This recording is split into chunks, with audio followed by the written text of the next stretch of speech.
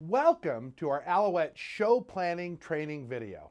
My name is Tom Judson. I'll be your host today as we talk about show planning.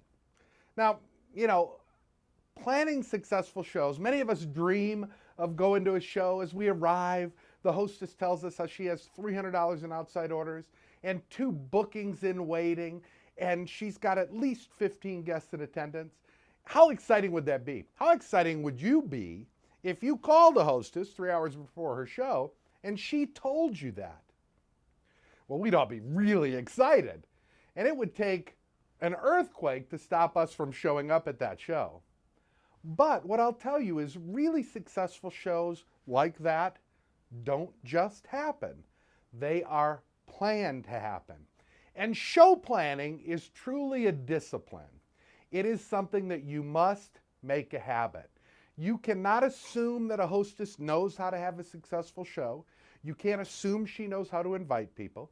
You can't assume that she knows what to say for guests who can't come. You need to help her. You need her to give her the words and show her the system and give her guidelines, because great shows don't just happen. And again, to you, what I'll share is that it truly is a discipline.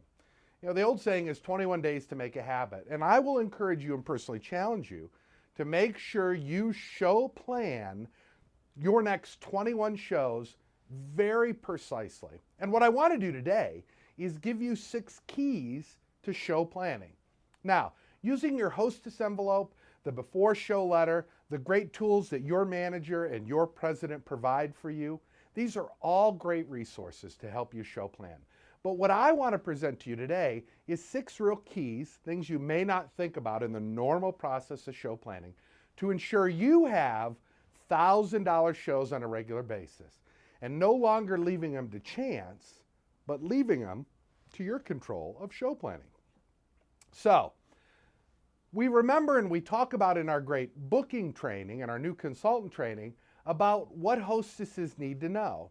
And that there was great research done in the industry that said 93% of all people who were asked to have a show were thinking 3 things when they were asked to book. Number 1, what's in it for me? Number 2, what's in it for my guests? And number 3, what do I need to do? Now, these 3 thoughts really provide the basis for everything we do in hostess planning. What's in it for me? She can say, well, I want to earn free product. But it's important for you to know exactly what free product she wants to get.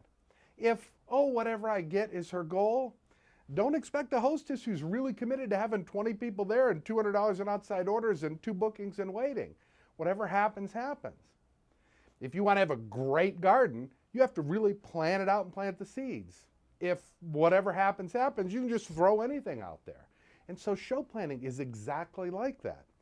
So what's in it for me? You're going to determine really what they want. Secondly, what's in it for my guests? To talk with the hostess during show planning, to determine what the guest needs are and what they're looking for, and what she has to do. You're going to clearly tell her what to provide in terms of refreshments. So there are really 6 keys that I share with you today, and hopefully some of these will help you in your show planning discipline. But here we go. Number 1, you want to set a date in a way that they will never forget it. So when we set the date for your hostess's show, your booking at your show tonight, how do you currently give them the date for that show? We write it on the hostess packet. We may send her an email afterwards saying how excited we are. You may do a thank you for dating card, which is a great step to thank her date. But think of you and I for a minute. If I'm at a sales presentation and I get something on a hostess packet, I go home and I take that packet and I do what with it? I'll throw it in a drawer. And hopefully I remember that it's there. And hopefully if you're communicating to me enough, I stay focused and I know it's there. But is that the most effective way to give the hostess the date for her show? Maybe not. Maybe you can think of a more creative way to do that. I want to share a couple with you. One thing I used to do is I always used to have magnets, and you could get magnets. You can make up your own and get magnetic back at Staples or an Office Max and just do your own. My little magnet says, "The party's here," and it had the date and the time and my phone number for her to call if she had any questions. You may find a unique way. Maybe it's a sticker, maybe it's a magnet, maybe it's a unique special way that you give her the date. But remember, if you give her the date for her show in a way she'll never forget, she won't cancel. And she'll remind her friends of her Alouette show date. If she forgets it, what is the only reason people cancel? They'll give you lots of different reasons that people reschedule, all kinds of them I've heard over the years. But in the end, there's only one. No one's coming. And if she hasn't invited anyone and no one's coming, it's easy to cancel. Now, the greatest in setting the date in a way you'll never forget I share with you is from a manager that was part of our franchise in upstate New York. She had been a health inspector in the state of New York, so she was very detail-oriented. Her name was Vicki.